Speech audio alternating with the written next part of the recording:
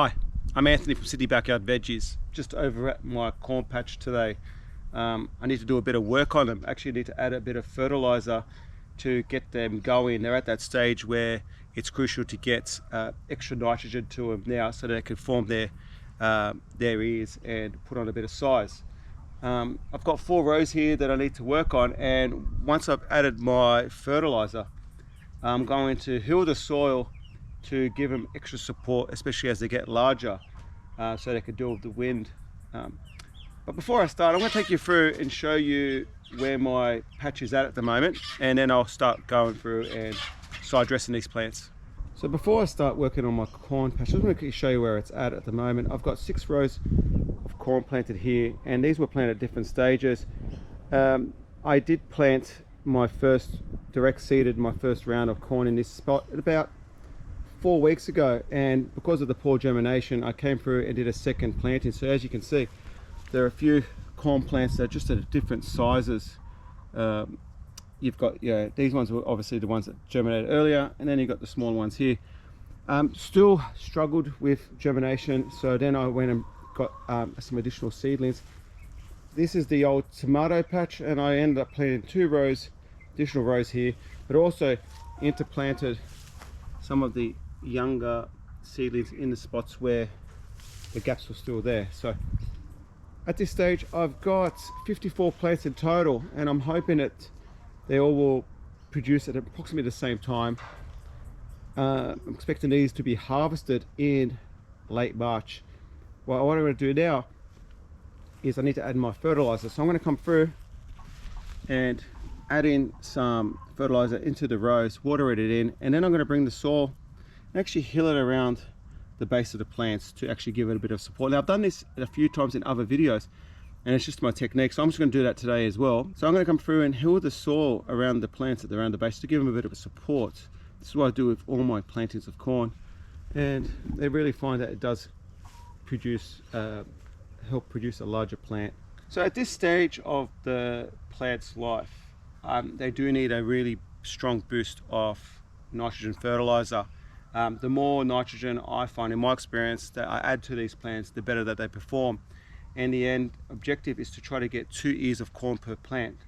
Now for the plant to produce that, it needs a lot of water, but it also needs a lot of nitrogen fertilizer. So I've been experimenting with a few different fertilizers, and I've found that adding sulfate of ammonia at this stage really helps give them that boost of nitrogen that they need. Now you can use chicken manure pellets or something else that's organic if you feel for your context. That in my context, I'm happy to use sulfate ammonia.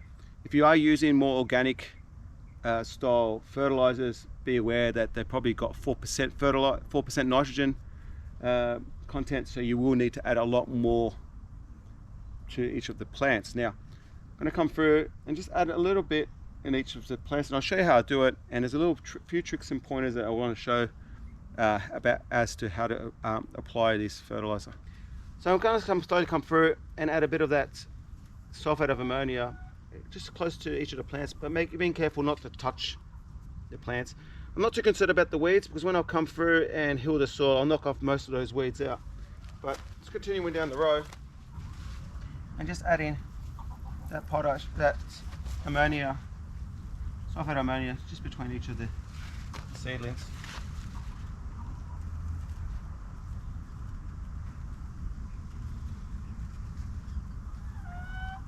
So now that I've applied my fertilizer, I'm just going to come through and with my hose, I'll just make sure that when I apply the water that the fertilizer is really well dissolved and mixed in to the water.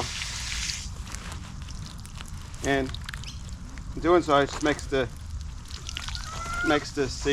easier for the plants to absorb it and not cause any troubles with fertilizer burn. So I'd like to make sure that I put a lot of water in and just continue on down the row. That's essentially it. So I just come through, give it another go with the water, and then the fertilizer applied. So I'm going to continue through and just water in the rest of the row.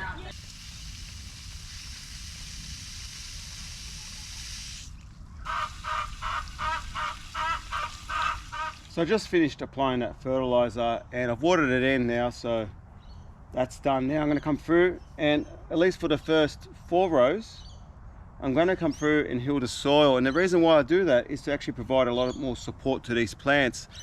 As they are getting bigger, they are starting to lean over with the wind, and it does help keep them upright. And you can see there's a few plants already that are starting to lean a lot at this stage, which needs to be addressed. So I'm going to come through and with my hoe start moving the soil around, and I'll show you how I do that. So to heal the soil, what I'm doing is actually just moving the soil from both sides of the row and just gently bring it up against the plant. Now, it doesn't hurt it to cover them up a bit or cover up the stem. I think it does wonders to it, but I'll just continue on, and I'm covering up the irrigation line as well. There's no problem in my experience. And moving that soil across, and as you can see, slowly, progressively just bringing that soil up. And the idea is that it provides that extra support around the base. Come around on the other side. Again, same technique. Just bringing that soil across.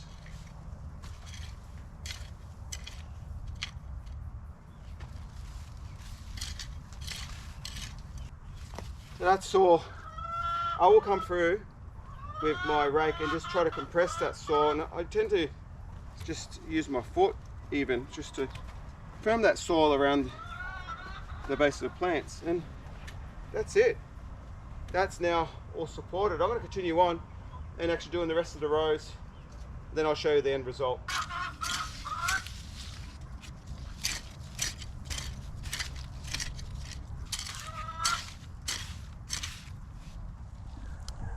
So I just finished hilling those plants. I actually hilled only 4 of the 6 rows. The other 2 rows where the old tomatoes were are still a bit young, so I'll come through and hill them next week. But as you can see, they're actually quite, the soil is quite high up against the base of those plants, but all the plants are now upright. So any future winds we're going to get over the next few weeks, they should be able to support themselves now.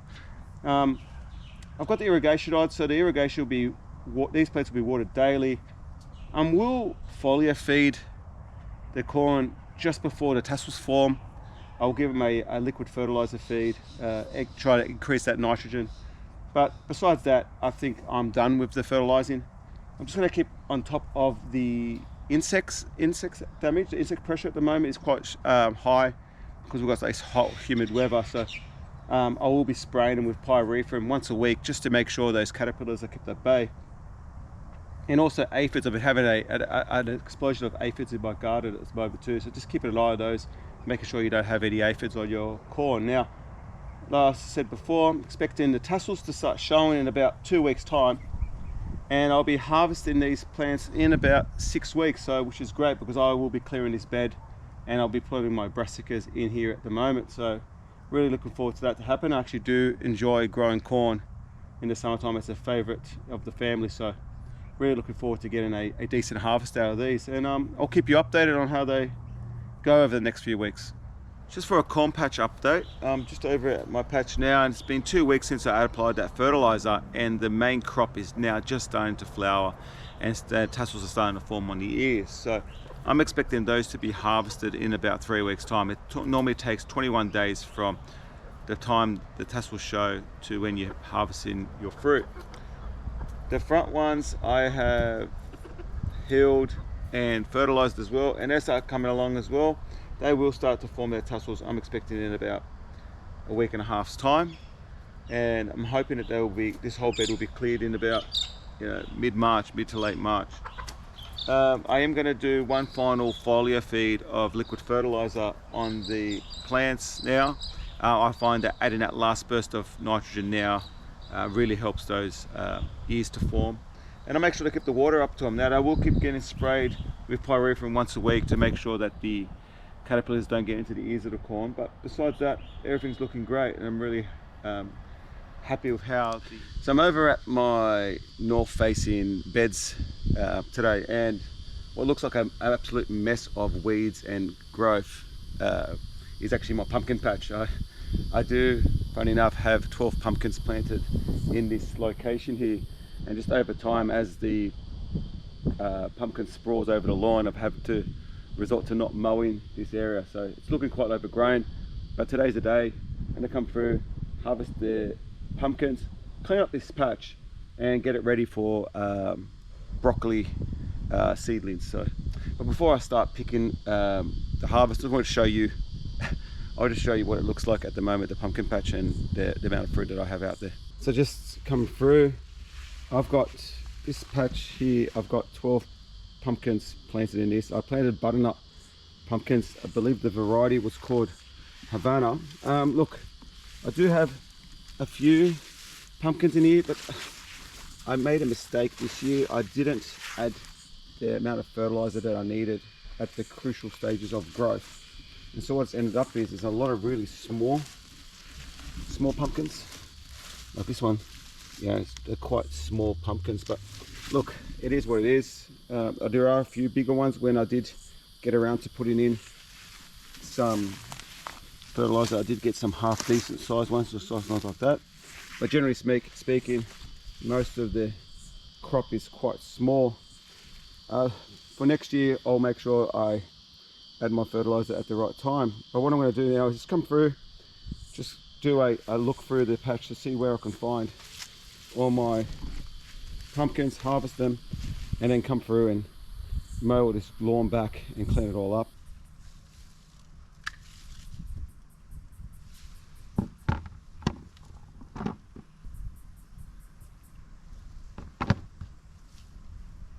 When you're harvesting pumpkins, the key is for good storage, I find, is to keep as much of the vine on the plant. So if you just look at that, the longer the vine you can keep, the better. Now these aren't overly huge, but they are quite ripe, and you can tell if you just try to poke your finger in it, it doesn't rip away. There's no green colors, no green stripes, so this is actually quite ripe. You know, the top is actually quite dry as well. So I'm going to continue on and I'll harvest these. There's actually 3 or 4 here, which is great, but they're really small. Look, these are almost minis. Yeah, there you go. So really small size, but look, they'll still, this is probably the smallest one I've got. There you go. But it is what it is. I'll continue harvesting, but trying to keep as much of that vine on the pumpkin. So I just finished harvesting those pumpkins, and I've got pretty much a big container. It's all different sizes. I did find some very small ones, you know, handball size, to some really, this is the largest one I've got. It's probably 3 kilos, and that's actually a really good looking one. I'm hoping next year that I'll be able to grow more this size, but look, I'll take what I can get. Now the intent was I'll grow enough pumpkins to last me the year until next season, and look, we'll go through these no problem. It's just, I was just hoping they were just a bit bigger, but that's fine. What I'm going to do now, these will go out in full sun to cure. I'll leave them out in the full sun for a week, really just to dry off a lot of that water and to really firm up that moisture and to really firm up the skin. So these will sit out in the sun for about 2 weeks. So I'll just put them in my concrete driveway, and then they will just cure there, and then I'll store them in my garage in a like an open mesh tray, which will make sure there's enough airflow around them so they don't go moldy. But yeah, happy this is over. I'm going to clean up that corner now. It's just run it a couple of times with the lawnmower. Hopefully it'll clean it up, and probably this afternoon when it cools down a bit, I will go through and prepare that bed for broccoli seedlings. So just as an update on my pumpkins, I've had these now out in the sun for about 2 weeks, and they are drying, curing up nicely. As you can see, the skin gets a lot, the skin gets a lot tougher, and so having them out in the sun really helps that curing process, and it really dries them off. There's still a few ones with a bit of damage and a bit of dirt on them, but they'll be fine. Now I might leave these in the sun for another 2 weeks, and then I'll take them in and store them in a mesh tray, and they'll last all winter, and I'll just use them throughout the season. But thank you very much everyone for joining me in this video. I really appreciate all the support, and I look forward to seeing you in the next one.